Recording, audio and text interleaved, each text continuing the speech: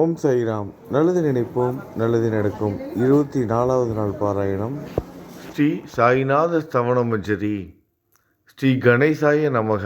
எல்லாவற்றிற்கும் ஆதாரமானவனே, மயூரேச்சவரா, எல்லாவற்றிற்கும் சாட்சியாக விளங்குபவனே, கௌரியின் புதல்வனே, எண்ணங்களுக்கெல்லாம் அப்பாற்பட்டவனே, பெருத்த வயிறுடையவனே, ஸ்ரீ கணபதியே என்னை காத்தருள்வீர். நீ எல்லா பூதகணங்களுக்கும் முதல்வன், தலைவன். எனவே கணேசன் என அழைக்கப்படுகிறாய். நீ எல்லா சாஸ்திரங்களாலும் ஏற்றுக்கொள்ளப்பட்டவன். புனிதமான முகமுடைய பாலச்சந்திரனே, சாரதே, வாக்கின் தெய்வமே, நீ வார்த்தைகளுக்கெல்லாம் தலைவி, உலகின் உயிரோட்டத்தின் காரணகர்த்தாவே, நீ படைப்பாளிகளின் இறைவி, நீ எப்போதும் இத்தேசத்தின் அணிகலன், எங்கும் நிறைந்து இருக்கும் எல்லையில்லாத சக்தியே, உலகின் தாயே, உன்னை வணங்குகிறேன். பூரண முழுமையான பரபிரம்மே, மகான்களுக்கு பிரியமானவனே, பண்டரிநாதன் உருவில் வெளிப்பட்ட அவதாரமே, நீ அன்பு கடவுள், எல்லையற்ற கருணையுள்ளம் கொண்டவனே, பாண்டுரங்கா நரஹரி. பொம்மலாட்டக்காரன் தன் கையிலுள்ள கயிற்றால் பொம்மைகளை ஆட்டுவிப்பது போல் பிரபஞ்சம் எங்கும் நிறைந்து நின்று உலகை ஆட்டுவிக்கும் ஒரு பொம்மலாட்டக்காரன். உன் மெய்ப்பொருளை உய்த்துணர அறிவியல் ஏடுகளும் புனித நூல்களும் இன்னமும் முயன்று கொண்டுதான் இருக்கின்றன. மெத்த படித்தவர்களுக்கு நீ வெளிப்பட்டதே இல்லை.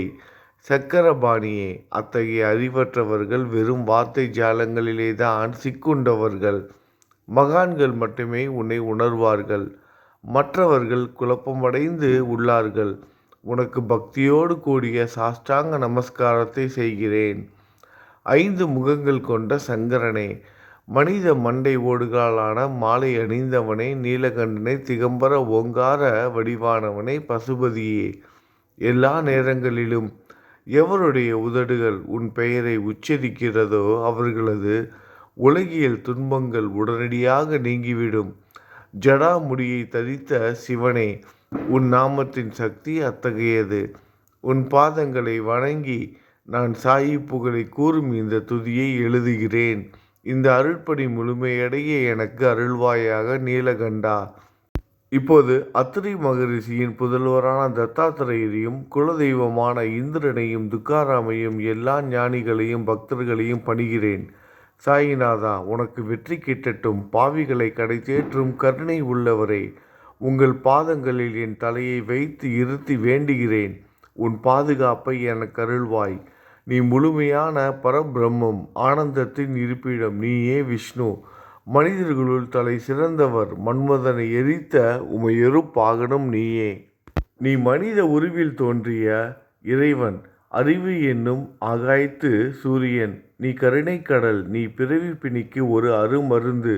நீ ஏழைகளுக்கும் கீழ்த்தட்டு மக்களுக்கும் விரும்பியதை கொடுக்கும் சிந்தாமணிக்கல். நீ உன் பக்தர்களை பரிசுத்தப்படுத்தும் தெய்வம். உலக வாழ்க்கை என்னும் சம்சார கடலில் மூழ்குபவர்களை காப்பாற்றும் ஓடம். நீ அஞ்சுபவர்களின் புகலிடம். நீ இந்த பிரபஞ்சம் தோன்ற முதற் காரணமான பரிசுத்த பேரின்ப பேருணர்வு. நீ கருணையே உருவானவன். உனது பலவிதமான வெளிப்பாடுகளில் இந்த உலகமும் ஒன்று. நீ பிறப்பற்றவன். சாவும் உன்னை தொட முடிவது இல்லை. என் நீண்ட ஆழமான சிந்தனைக்கு பின் வெளிப்பட்ட கருத்தே இது. பிறப்பு இறப்பு என்பவை அஞ்ஞானத்தால் தோன்றும் வெளிப்பாடே. மகாராஜா, நீங்கள் இறப்பும் பிறப்பும் மற்ற சுதந்திர பறவை. தண்ணீர் நீரூற்றாக தோன்றினால் அதன் ஆதாரம் அங்கு இருப்பதாக அர்த்தமா? ஏற்கனவே அது அங்கு நிரம்பி இருந்தது. பூமியின் உள்ளே இருந்தது, ஊற்றாக வெளியே வந்தது, அவ்வளவுதான். மணற்படுகையில் நீர் ஊற்றாக வெளிப்பட்டதும் அது நீரோடை என்ற பெயர் பெற்றது. அதன் சரியான பெயர் ஊற்று. தண்ணீர் இல்லாவிட்டால் அது வெறும் மணற்படுகையே. அந்த மணற்படுகையில் தண்ணீர் ஊற்றாக வந்தாலும் அல்லது வற்றி போனாலும் தண்ணீருக்கு அதனால் ஒன்றுமாவது இல்லை. ஏனென்றால் தண்ணீர் அந்த மணற்படுகைக்கு எந்தவிதமான முக்கியத்துவமும் கொடுப்பது இல்லை. ஆனால் அறியாமையால் மணற்படுகையோ நீர் நிரம்பி இருந்தால் அது பெருமைப்பட்டு கொள்கிறது. ஆகையால் நீர் வற்றியவுடனே அது மிகவும் மனவருத்தம் அடைகிறது. இந்த மனித உடலும் ஒரு விதத்தில் அந்த மணற்படுகை போன்றதே. புனித பேரின்ப நிலையை அந்த நீரூற்றின் தூய தண்ணீருக்கு ஒப்பிடலாம். இம்மாதிரி எண்ணற்ற மணற்படுகைகளை இருந்த போதிலும் அவற்றில் உள்ள நீர் மட்டும் மாறுபடுவதே இல்லை. கருணை உள்ளவரே, நான் உங்களை ஆதியும் அந்தமும் இல்லாதவன், பிறப்பற்றவர் எனக் கூறுவேன். அறியாமை என்னும் மலையை உடைக்க உதவும் இந்திரனின் கையில் இருக்கும் வஜ்ர ஆயுதம். இதுவரை இந்த பூமியில் எத்தனையோ எண்ணற்ற உயிரினங்கள் தோன்றியுள்ளன. இப்போதும் தோன்றிக் கொண்டுதான் இருக்கின்றன.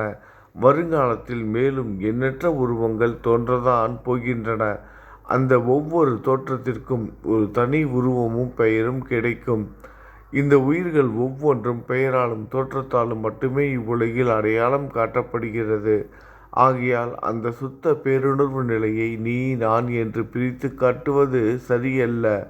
ஏனென்றால் எது இரண்டாக தோன்ற முடியாதோ அதுவே உண்மையில் பரிசுத்த பேரின்ப பேருணர்வு சைதன்யம் எனப்படும். அது ஒன்றே அனைவரின் உள்ளும் ஆத்மா என்ற பெயரில் உள்ளது.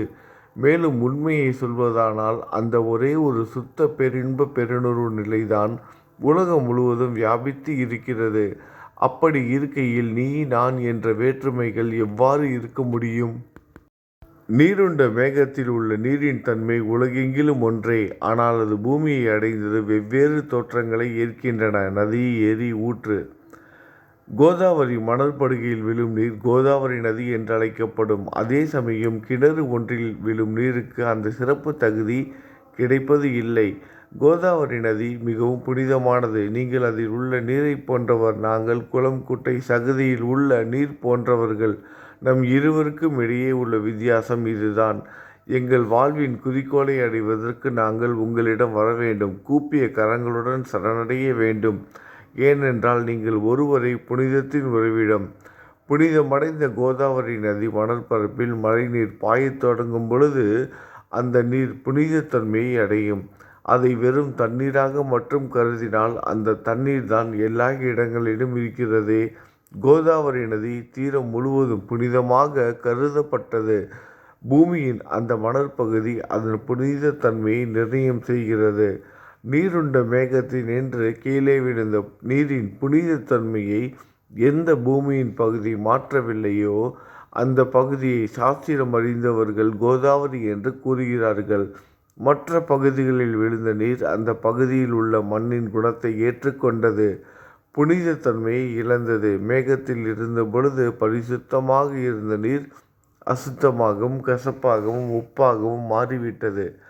6 வித உட்பகைகளை அகற்றி காமம், கோபம், பேராசை, வெறுப்பு, அகங்காரம், பொறாமை புனித உடலெடுத்து வந்த குருதேவா தங்களை புனித மகான் என்று அழைப்பதை சால பொருந்தும்.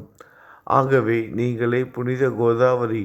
நீங்கள் புடம் போடப்பட்டதாலேயே தான் நான் உங்களை புனித கோதாவரியாக உருவகம் செய்கிறேன்.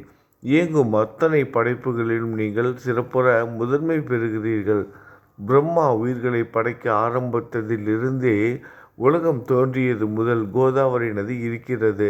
நீர் நிறைந்து பாயும் அந்த நதியில் இன்று வரை தண்ணீர் வற்றியதே இல்லை. ராவணனின் எதிரியான ராமர் கோதாவரி நதியின் கரைக்கு வந்தபோது ஓடிக்கொண்டிருந்த தண்ணீர் இன்று வரை அதே இடத்தில் எப்படி இருக்க முடியும் என்று சற்றே யோசித்து பாருங்கள். கோதாவரி நதியின் மணற்படுகை மட்டும் அதேதான். தண்ணீர் கடலை சென்றடைந்து விட்டது. ஆனால் அந்த கோதாவரி நீர்ப்படுகையுடன் புனிதத்தன்மை மட்டும் என்றுமே மாறாமல் இன்று வரை அப்படியே உள்ளது. ஒவ்வொரு வருடமும் பழைய நீர் வெளியேறி புதிய நீர் அதற்குள் பாய்கிறது. உங்களுக்கு தெரிந்த வாழ்க்கை நீதிதான் அது. ஒரு நூற்றாண்டை ஒரு ஆண்டாக கணக்கிட்டால் அந்த நூற்றாண்டில் தோன்றிய முனிவர்கள் பாயும் நீரை போன்றவர்கள். அவர்களின் மிகப்பெரிய மகான்கள் அந்த நீரின் தோன்றும் அலைகள் போன்றவர்கள். இந்த புனித கோதாவரி நதியில் முந்தைய நூற்றாண்டுகளில் சனாதர், சனதர், சனந்தனர் போன்ற மகான்கள் வெள்ளமாக தோன்றினார்கள்.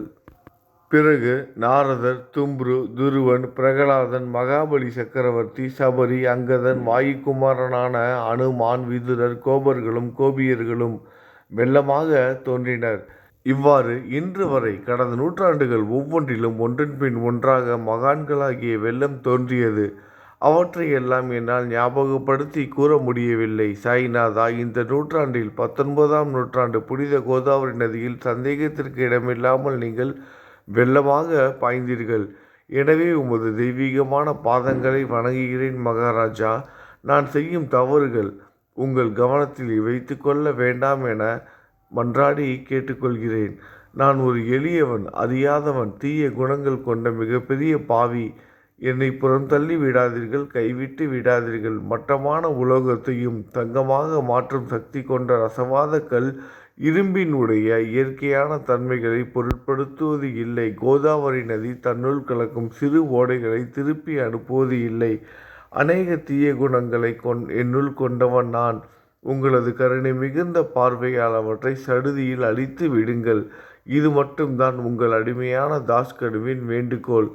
ரசவாத கல்லின் தொடர்பு ஏற்பட்டும் இரும்பின் இயற்கை தன்மைகள் அளிக்கப்படாவிட்டால் குருதேவா, அது ரசவாத கல்லின் பெருமைக்கு இழுக்கு அல்லவா? என்னை பாவியாகவே இருக்கும்படி விட்டு விடாதீர்கள். தங்களை குறைவாக மதிப்பிட்டு கொள்ளாதீர்கள். நீங்கள் ரசவாத கல், நான் இரும்பு. எனக்கு ஏற்படும் இழிவுகள் தங்களுக்கு ஏற்படும் இழிவுகள் அல்லவா? ஒரு குழந்தை தவறுகள் செய்து கொண்டேதான் இருக்கிறது. ஆனால் அதற்காக தாயார் கோபம் அடைவது இல்லை. இதை தாங்கள் நினைவில் வைத்து கொண்டு எனக்கு உங்கள் அருளாசிகளை தாருங்கள். சத்குரு சாய்நாதா, நீங்கள் எனது கற்பக விருட்சம், சம்சார கடலை கடக்க உதவும் கப்பல். சந்தேகத்திற்கு இடமின்றி நீங்கள் ஒருவர் மட்டுமே என்னை கடைத்தேற்ற முடியும். நீங்கள் எனக்கு காமதேனுவாகிய பசு.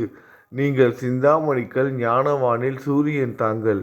நீங்கள் நற்பண்புகளின் சுரங்கம், சொர்க்கத்திற்கு ஏறி செல்ல உதவும் ஏனி நீங்கள். புனித செயல்களின் நிறைகள் நிறைய கொண்டவரை, பரிசுத்தமானவரை, சாந்தி மற்றும் பேரின்பத்தின் மொத்த உருவமே இரண்டாக இல்லாதவரை, வேறுபாடு இல்லாதவரை, அறிவு கடவுளை, குறைகளற்ற முழுமையான அறிவாக உருவெடுத்தவரை, மனிதர்களில் உன்னதமானவரை, சாந்தி மற்றும் மன்னிப்பதின் உறைவிடமே, பக்தர்களின் அடைக்கலமே, என்னை ஆசீர்வதியுங்கள், என்னை ஆசீர்வதியுங்கள். சத்குரு மச்சீந்திரநாதர் நீயே. சிவன் நெற்றிக்கண்ணை திறந்தவுடன் அந்த அக்னியில் தோன்றிய மகாத்மா ஜாலந்தரும் நீயே. நீங்கள் மகாராஷ்டிராவில் தோன்றி பக்தி மார்க்கத்தை பரப்பிய ஞானிகள் நிவர்த்திநாதர், ஞானேஸ்வரர், கபீர்தாசர், ஷேக் முகமது ஏகநாதர். நீங்கள் போதவா தத்தகுருவின் குரு நீங்களே. பண்டரிநாதரின் அடியவர் சாவதா மாலி. நீங்கள் உண்மையில் ஆஞ்சநேயரின் மறு அவதாரம் ராமதாசர். நீங்கள் மகாராஷ்டிர ஞானி பாண்டுரங்கன் மீது அபகங்கள் என்னும் கீர்த்தனை நிறைய இயற்றிய துகாராம். சாயிநாதா, நீங்கள் முஸ்லீம் ஞானி ராமபக்தர் ஷகாராம். நீங்கள் தத்தாத்திரேயரின் மறு அவதாரம் மாணிக் பிரபு. உங்களது இன்றைய அவதார தோற்றம் மற்றும் உங்களுடைய எண்ணற்ற தன்மைகளை புரிந்து கொள்ள உண்மையில் கடினமாக இருக்கிறது. உங்களது ஜாதி குலம் பற்றிய எதையும் நீங்கள் எவருக்கும் வெளிப்படுத்தியது இல்லை. சிலர் உங்களை முஸ்லீம் என்கிறார்கள், சிலர் உங்களை பிராமணர் என்கிறார்கள். கிருஷ்ணரை போன்று எண்ணற்ற தெய்வீக லீலைகளை செய்வதெல்லாம் உங்களுக்கு ஒரு விளையாட்டு. ஸ்ரீ கிருஷ்ண பரமாத்மாவை பார்த்து உய்த்துணர்ந்த பல்வேறு மக்கள் பலவிதமான பெயர்களிட்டு அவரை அழைத்தனர். சிலர் அவரை எதுகுலத்தின் அணிகலன் என்றனர், சிலர் அவரை மாடுகள் மேய்க்கும் இடையன் என்றனர். யசோதை அவரை பச்சிளம் குழந்தை என்றால், கிருஷ்ணனின் மாமனாகிய கம்சன் அவரை மகா காலன், உயிரை குடிக்கும் யமன் என்றான். அர்ஜுனன் அவரை எங்கும் நீக்கமர நிறைந்துள்ளவர் என்றான். அவ்வாறே குருநாதா, ஒவ்வொரு மனிதனின் மனநிலைக்கு ஏற்ப, அவரவர் எண்ணங்களுக்கு ஏற்ப உங்களுக்கு பெயர்களை சூட்டினார்கள். மசூதி நீங்கள் வாழும் இருப்பிடம். உங்கள் காதுகள் குத்தப்படவில்லை. இந்து மத வழக்கப்படி காதுகள் குத்தப்பட வேண்டும். பாத்தியா ஓதுவதை பார்த்து நீங்கள் முஸ்லீம் என்று கூறுவது பொருத்தமானதே. கருணாமூர்த்தியே, அதேபோல் நீங்கள் அக்னியை வழிபடுவதை பார்த்து நீங்கள் ஒரு இந்து என்று முடிவு செய்யப்பட்டது. இந்த வெளிப்புற வித்தியாசங்களை வீண் விவாதம் செய்யும் எண்ணம் கொண்டவர்களை விரும்புவார்கள். உண்மையான ஞானத்தில் ஆர்வம் கொண்டவர்கள் இந்த வெளிப்புற வேறுபாடுகளுக்கு முக்கியத்துவம் தரமாட்டார்கள். நீங்கள் பிரம்மத்தின் நிலையில் இருக்கிறீர்கள். ஜாதி குலம் போன்றவை உங்களுக்கு முக்கியமில்லை. நீங்கள் எல்லோருக்கும் மேலான உயர்ந்த குருவாகவும் இந்த பிரபஞ்சத்தை படைத்தவராகவும் இருக்கிறீர்கள். முஸ்லிம் இந்துக்களுக்கிடையே பகைமையுணர்வு ஏற்பட்டதால் அவர்களுக்கிடையே இணக்கமான உறவையும் ஒற்றுமையையும் ஏற்படுத்துவதற்காகவே நீங்கள் மசூதியில் அமர்ந்து அக்னி வழிபாட்டை நடத்தி உங்கள் லீலைகளை பக்தர்களுக்கு காட்டினீர்கள். நீங்கள் ஜாதி மதங்களுக்கு அப்பாற்பட்டவர். நீங்கள் பிரம்மமே. உண்மையில் அதுவே நீங்கள்தான். நீங்கள் உண்மையில் எண்ணங்களுக்கும் அப்பாற்பட்டவர். உங்களை பற்றிய வாத பிரதிவாதங்கள், ஊகங்கள், ஆதாரம் இல்லாத கருத்துக்கள் நடமாடும் இடத்தில் என் வார்த்தைகளுக்கு முக்கியத்துவம் எப்படி கிடைக்கும்? ஆனால் உங்களை பார்க்கும் பொழுது என்னால் மௌனமாக இருக்க முடியவில்லை. வார்த்தைகளால் போற்றுதலே உலக வழக்கில் உள்ள ஒரே வழக்கம். ஆகையினால் உங்கள் அருளாசியுடன் வார்த்தைகளால் எப்படி எல்லாம் போற்ற முடியுமோ அவ்வண்ணமே போற்றி புகழ்கிறேன். கடவுளின் நிலையை விட மகான்களின் நிலை வேறுபட்டும் மிக உயர்ந்ததாகவும் இருக்கும். மகான்களின் அருகில் நான், எனது போன்ற எண்ணங்களுக்கு இடமே இல்லை. கடவுளை வெறுத்ததால் இரணியகசிபுவும் ராவணனும் கொல்லப்பட்டனர். மகான்கள் கைகளால் இத்தகைய துர்சம்பவங்கள் ஏற்படுவதே இல்லை. அரசன் கோபிசந்தர் முனிவர் ஜாலந்தரை சாண குவியலுக்குள் புதைத்தான். ஆனால் அந்த நிலையிலும் அரசரின் அந்த செயலுக்காக அந்த முனிவர் வருத்தப்படவே இல்லை. அரசனின் அந்த செயலுக்கு நேர்மாறாக அந்த அரசனை சம்சார சுழலிலிருந்து விடுவித்து அவனை முக்தியடைய செய்தார். மகான்களின் சக்தி இப்படிப்பட்டதே. அவற்றை விவரித்து கூற முடியாது. மகான்கள் சூரியனை போன்றவர்கள். அவர்கள் கருணை ஒளிவிட்டு பிரகாசிக்க கூடியது. மகான்கள் சந்திரனைப் போல் இதயத்திற்கு ஆறுதல் கொடுப்பவர்கள். சந்திரனின் மேன்மையான ஒளிக்கதிர்கள் போல் அவர்களது அருள் ஒளி வீசும். மகான்கள் இதமளிக்கும் கஸ்தூரி போன்றவர்கள். அவர்கள் அருள் அதன் நறுமணம் போன்றது.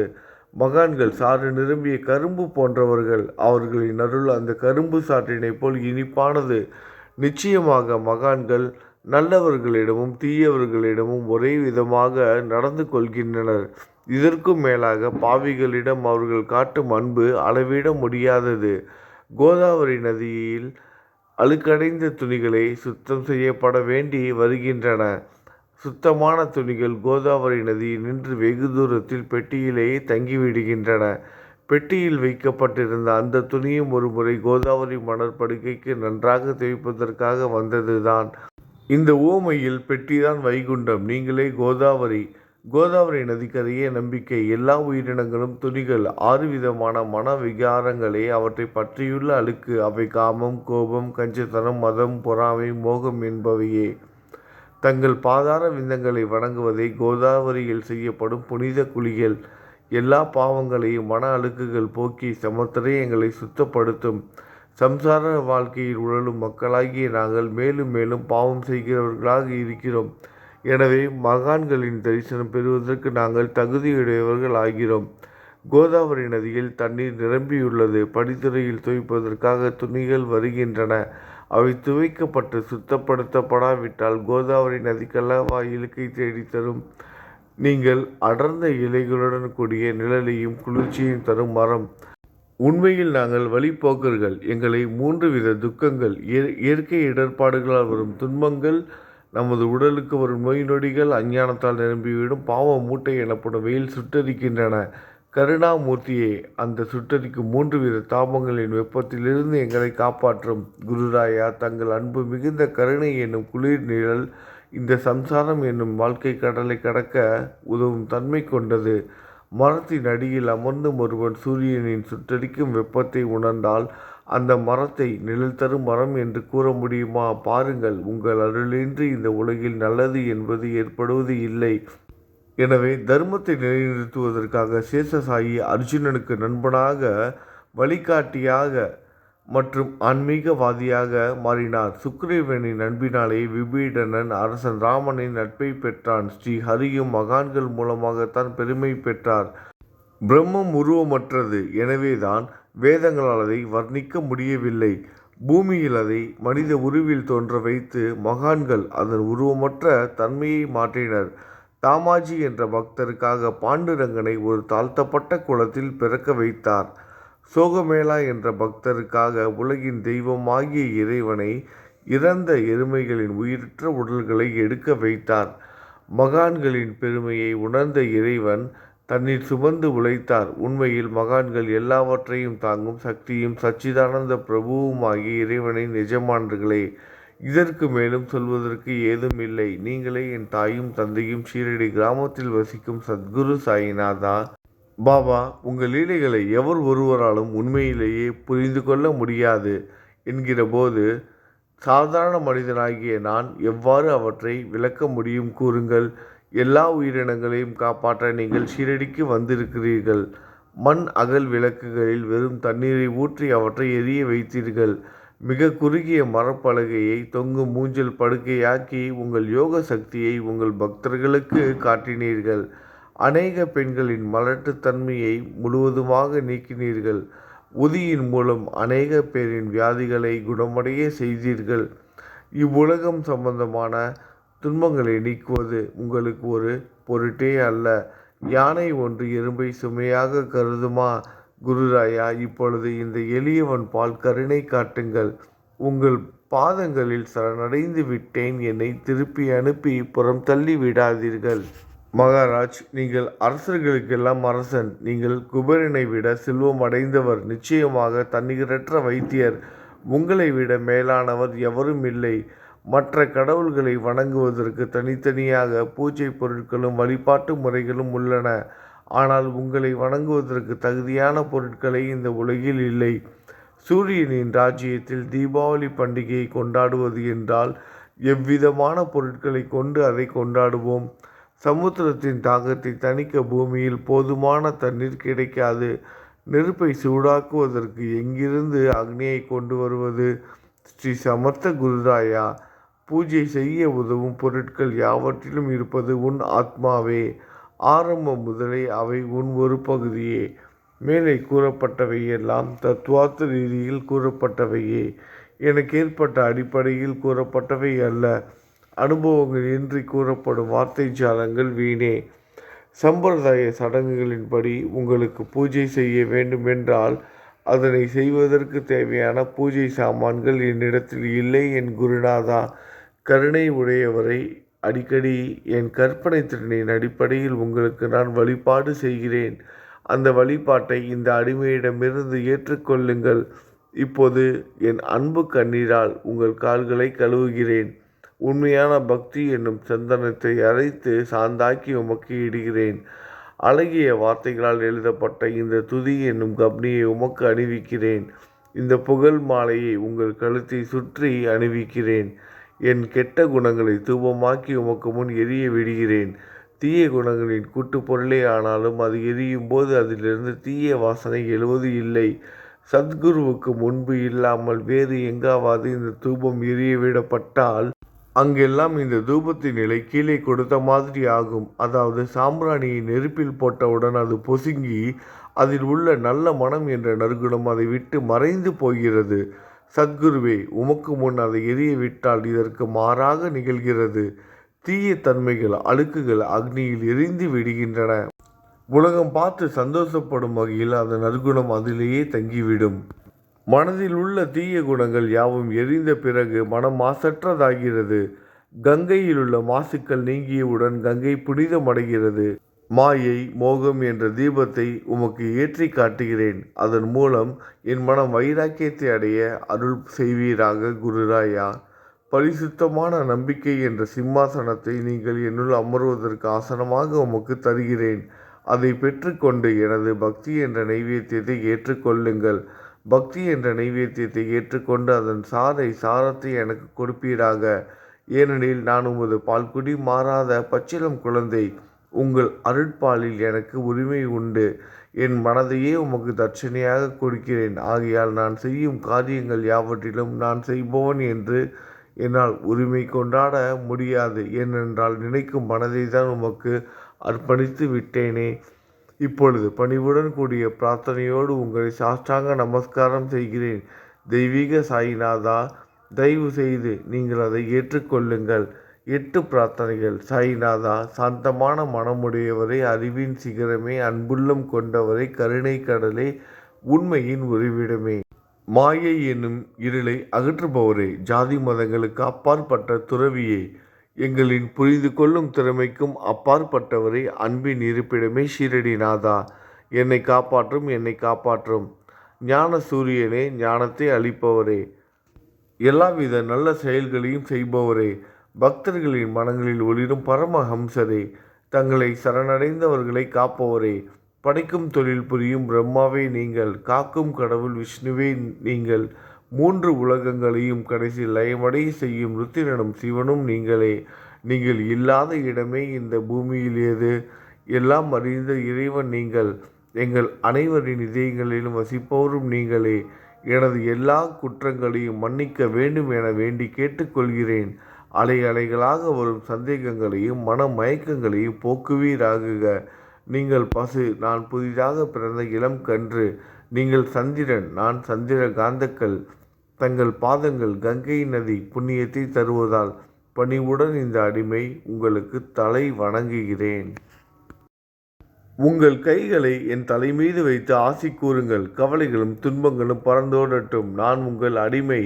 இந்த 8 துதிகளையும் கூறி நான் உங்களை சாஷ்டாங்கமாக நமஸ்கரிக்கிறேன். எனது பாவங்கள், துயரங்கள், ஏழ்மை யாவும் உடனடியாக விலகட்டும். நீங்கள் பசு, நான் கன்று. நீங்கள் தாய், நான் உங்கள் குழந்தை. என் மீது கடினம் காட்டாதீர்கள். நீங்கள் மேற்கு தொடர்ச்சி மலைப்பகுதி, மலையகிரியில் உள்ள சந்தனம். நான் முள் அடர்ந்த புதர். நீங்கள் புனிதமான கோதாவரி நீர். நானோ பெரும் பாவி. குருநாதா, உங்கள் தரிசனம் கிடைத்த பிறகும் என்னிடம் உள்ள கெட்ட குணங்கள் என்ற அழுக்கு என் மனதிலேயே தங்கி இருக்குமானால் உங்களை சந்தனம் என்று யார் கூறுவார்கள்? கஸ்தூரியின் அருகாமையில் உள்ள மண்ணும் உயர்வாக போற்றப்படுகிறது. மலரின் தொடர்பினால் தானே அதன் நாரும் தலையில் உயர்ந்த இடத்தை பிடிக்கிறது. மலரால் மனம் பெற்ற நாற்போல் மகான்களும் அப்படிப்பட்டவர்களே.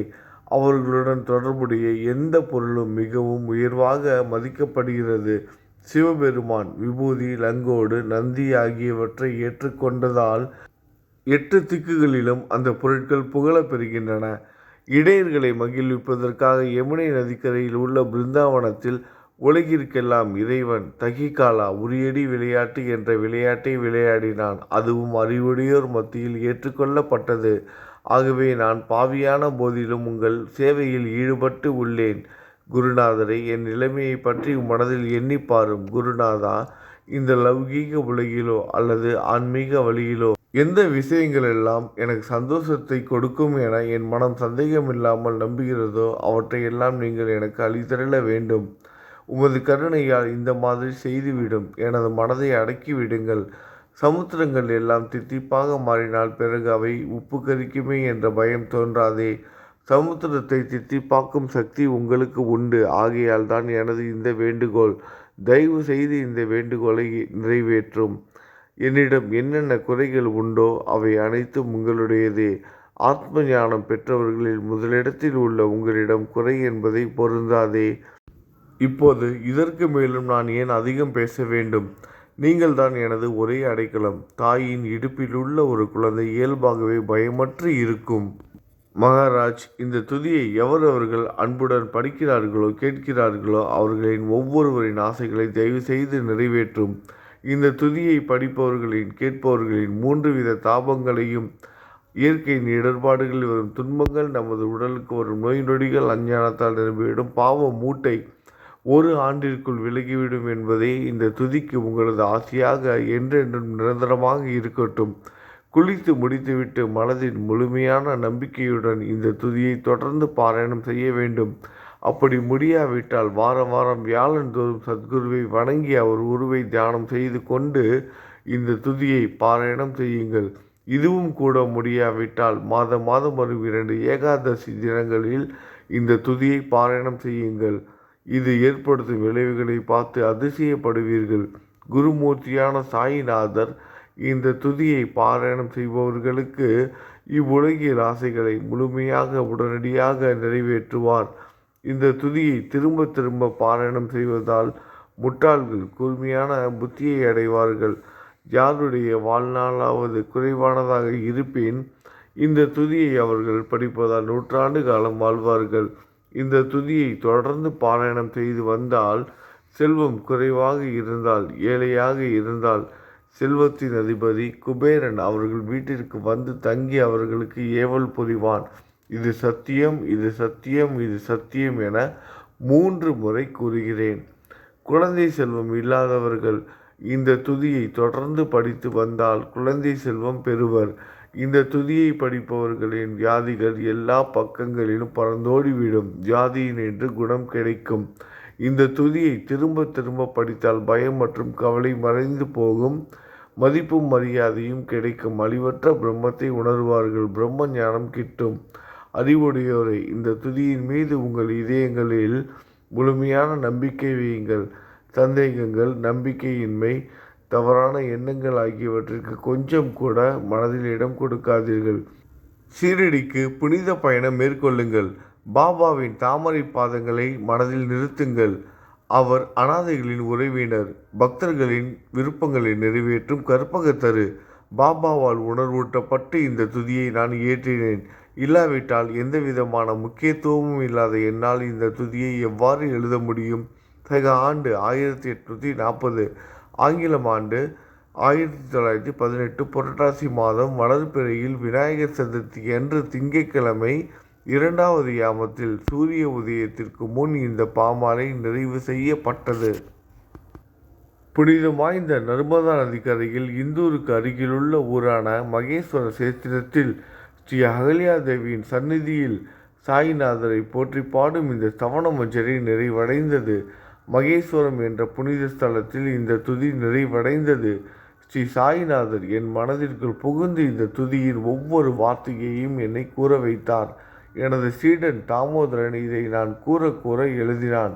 தாஸ்கனுவாகிய நான் எல்லா ஞானிகள் மற்றும் துறவிகளின் வேலையால் எங்கும் மங்களம் பொங்கட்டும். ஸ்ரீ சாயிநாதரை போற்றி பணிவுடன் எழுதப்பட்ட இந்த ஸ்ரீ சாயிநாத ஸ்தவனமஞ்சரி என்ற துதி பாராயணம் செய்பவர்கள் சம்சார கடலை கடக்க உதவட்டும். இது ஸ்ரீ பாண்டுரங்கனுக்கு தாஸ்கனுவின் நம்பிக்கை மற்றும் பணிவோடும் கூடிய பிரார்த்தனை. ஓம் சாய்ராம். நல்லது நினைப்போம், நல்லதே நடக்கும். ஓம் சாய்ராம்.